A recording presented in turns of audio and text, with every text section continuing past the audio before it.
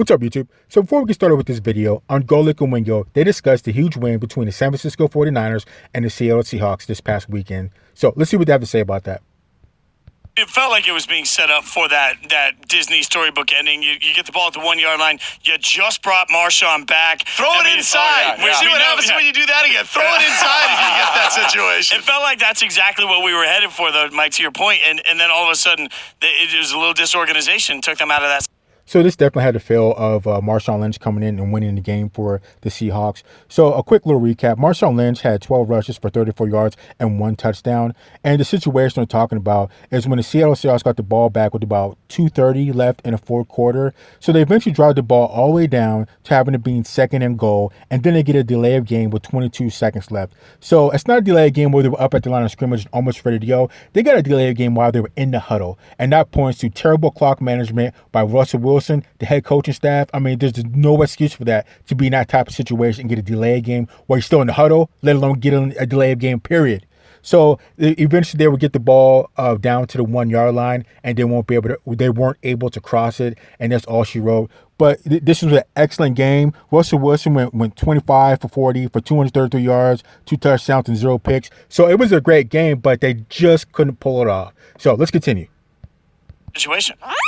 You think about what was on that game last night, not only to win your division, but to have the playoffs run through your building the entire way if you keep winning, as opposed to if you lost that game, you were down to the 5th seed in this thing and would have had to play next weekend. We're going to get into other teams where that happened, i.e. New England, but really an incredible, so much, and that's the beauty of division matchups. You know, when they started doing that, I don't remember when they started doing that, how many years ago. The division matchups. Putting in all week division 17. matchups in. Oh, yeah, that was, I think 4 or 5 years ago. It Brilliant was move. one of the greatest brilliant things to do, yeah. Well, So this was a great game, a great matchup between these two powerhouses.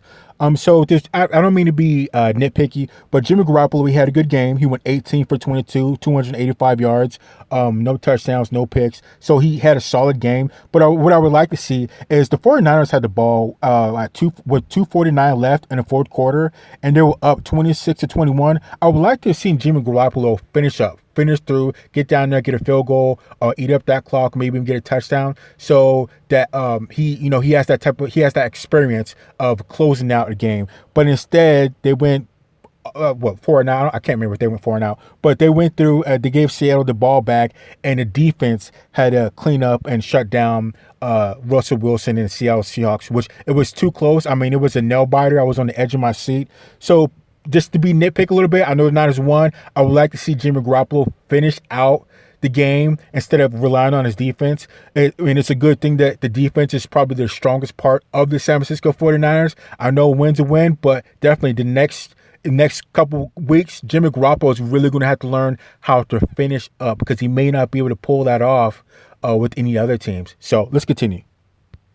and yeah, I went to a sports bar yesterday, and it was amazing to be in the late afternoon games on week 17 and walk in and have the place be absolutely jam-packed, because there was so much on the line yesterday. Yesterday was also, though, a big moment for Jimmy G. Like, I feel like for as much as we've talked about Garoppolo needing to have his moments as a quarterback, and is he a franchise quarterback, all the questions we've had about the 49ers, we constantly want to lay at the feet of Jimmy Garoppolo. Well, he went in and had an incredibly efficient game, played really well, and yet again this year gets a statement win as a quarterback. So the yeah buts, as I keep saying, on Jimmy G are erased as they go into the playoffs. I agree.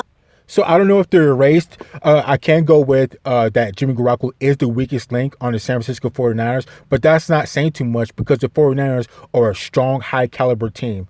With that said, I would like to see Jimmy Garoppolo finish up, because like I said, they had the ball with about 2:50 left in the fourth quarter, and they were up 26-21. I need him to drive down, burn the clock, get a field goal, or get a touchdown. That's how you need to end games off with you. Don't rely on your defense to bail you out. You know what I'm saying? So that's definitely one knock on Jimmy Garoppolo. They did a great job. They won the game, but that's one thing I would like to see. And again, the San Francisco 49ers defense stepped it up, and they got shut down Seattle, and it was just a good game. So I can't wait to see what happens in 2 weeks. So let's continue. You know, we're not putting him up there in the upper echelon of quarterbacks, but all year long, we have been saying, boy, the San Francisco team is good enough, but can their quarterback do anything? Jimmy G has proven. Listen, last night he was what, 22 or 18 to 22, just 285. 4 incompletions, 45, no touchdowns, no interceptions though either. For the year, 27 touchdowns, 13 interceptions. Threw for almost 4,000 yards. He turned out to be a guy that you can count on. Yeah. Maybe not, as I said, not the upper echelon guy, but a guy you can count on. I think he's absolutely answered questions. Look, this team. Yeah, like I said, Jimmy Garoppolo, he did a great job. He's been doing a great job the whole season.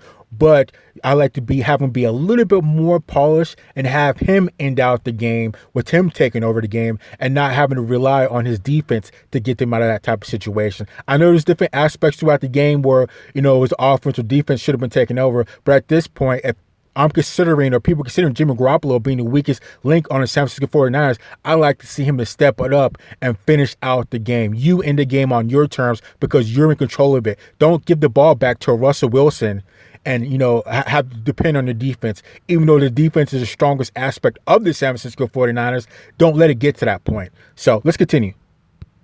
Ran for 128 yards. Raheem Mostert, by the way. How about that? Or as they call them on KNBR, the Mosterati. Yeah. It's pretty good. I like that. I'm not going to lie. That's pretty good. Yeah. He had 10 carries for 57 yards and 2 touchdowns. But if you're thinking to yourself, man, it seems really strange that we have 3 13-3 teams in one conference. It's only the third time it's happened in the Super Bowl era.